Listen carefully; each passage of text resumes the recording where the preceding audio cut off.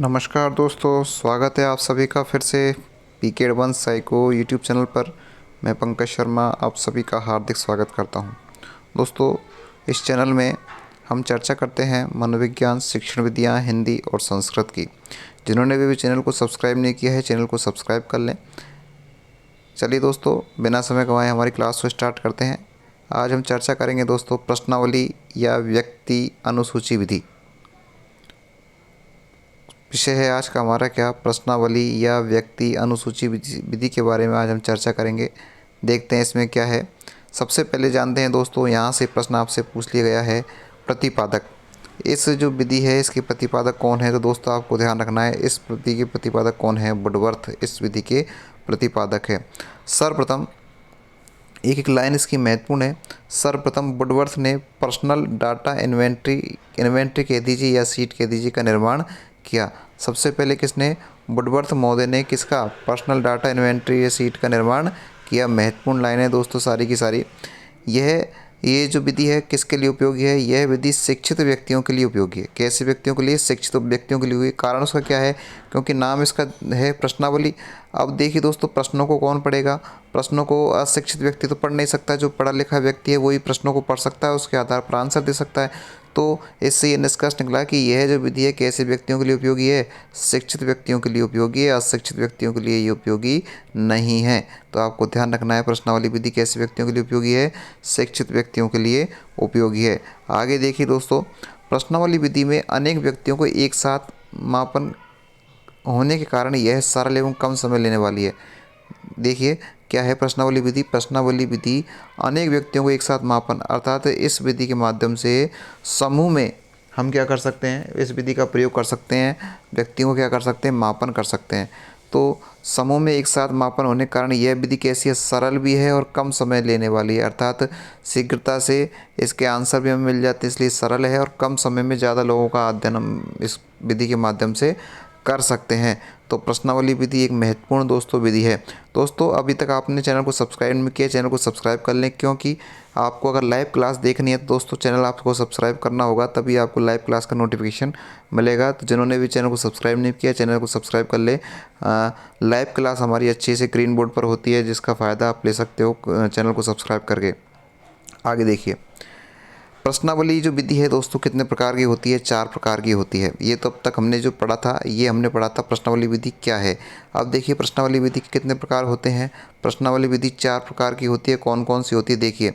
पहली प्रश्नावली है बंद प्रश्नावली। शॉर्ट रूप में मैंने आपको यहाँ समझाया, इसकी विस्तृत क्लास यूट्यूब पर आप देख सकते हैं, जहाँ एक ही विधि के लिए 1-1 घंटे की क्लास हमारी हुई है। तो आप चैनल को सब्सक्राइब करेंगे तो आपको सारी चीज़ें मिल जाएंगी। बंद प्रश्नावली, बंद प्रश्नावली का मतलब है जिसमें हाँ या नहीं में उत्तर देना होता है। बंद प्रश्नावली किसे कहते हैं, जिसमें ऐसे प्रश्न जिसका उत्तर कैसे हो, हाँ और नहीं में हमें जिस प्रश्न का आंसर देते हैं, वो प्रश्नावली कौन सी कहलाती है, बंद। अर्थात बंद का तात्पर्य यहाँ पर यह है कि हम अपने विचारों को वहाँ पर व्यक्त नहीं कर सकते। केवल जो प्रश्न में जो आंसर पूछा है उसी को हम यस एंड नो में ही उसका आंसर दे सकते हैं। अपने विचारों को वहाँ प्रकटीकरण हम नहीं कर सकते, इसलिए इसे क्या कहा गया है, बंद प्रश्नावली कहा गया है। अगला प्रश्नावली का भाग है कौन सा, दूसरे नंबर पर खुली प्रश्नावली। जैसा कि इसके नाम से स्पष्ट है, जिसमें व्यक्ति स्वतंत्र रूप से उत्तर दे सकता है। इससे पहले में केवल हाँ और नहीं में उत्तर देगा, अपने विचारों को प्रकट नहीं कर सकता। लेकिन खुली प्रश्नावली में खुला हुआ है वह, अर्थात जिसमें व्यक्ति स्वतंत्र रूप से क्या दे सकता है दोस्तों, उत्तर दे सकता है। अर्थात उस पर कोई समय सीमा नहीं है, शब्दों की उस पर कोई सीमा नहीं है, वह अपने मन से अपने विचारों को व्यक्त कर सकता है। ऐसी प्रश्नावली को क्या कहा गया है, खुली प्रश्नावली कहा गया है। दोस्तों महत्वपूर्ण चीज़ मैं आपको बता रहा हूँ। आपको क्लास पसंद आ रही हो तो लाइक भी आप साथ के साथ कर सकते हैं। तीसरा जो प्रश्नावली का प्रकार आपको दिखाई दे रहा है दोस्तों, वह है सचित्र प्रश्नावली।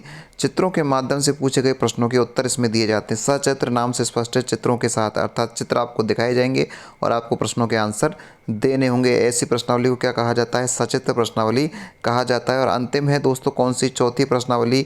चौथी प्रश्नावली क्या है, सभी का मिला हुआ सार। अर्थात ये 3 हैं, इन तीनों के मिले हुए रूप को क्या कहा जाता है दोस्तों, मिश्रित प्रश्नावली कहा जाता है।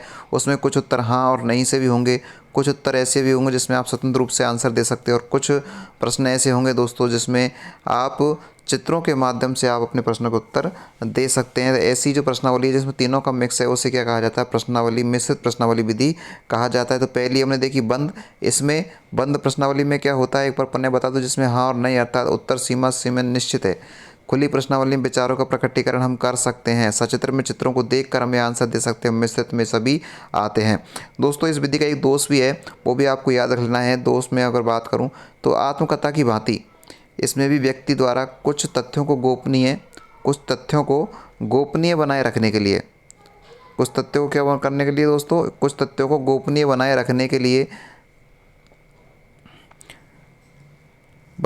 के कारण दोष उत्पन्न हो जाते हैं। अर्थात समझिए इस बात को, दोबारा पढ़िए इस लाइन को। आत्मकथा की भांति इसमें भी व्यक्ति के द्वारा कुछ तथ्यों को गोपनीय बनाए रखने के कारण दोष उत्पन्न हो जाते हैं। मान लीजिए कि व्यक्ति किसी चीज़ को छुपाना चाहता है, उसको पता है मेरा टेस्ट लिया जा रहा है, तो वह प्रश्नों के आंसर उस तरह से नहीं देगा जैसे उसको देना चाहिए।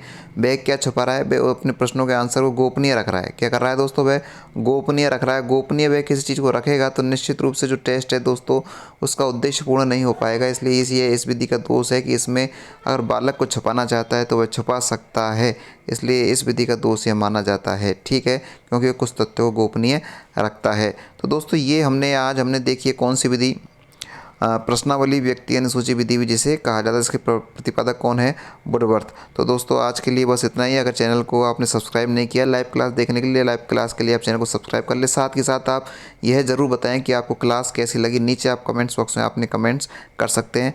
आप सभी का दोस्तों बहुत बहुत धन्यवाद। हमारा चैनल है दोस्तों पीके एडवांस आई, कुछ जगह से आप हमें कॉन्टैक्ट भी कर सकते हैं। आप सभी का बहुत बहुत धन्यवाद। Thank you, bye bye.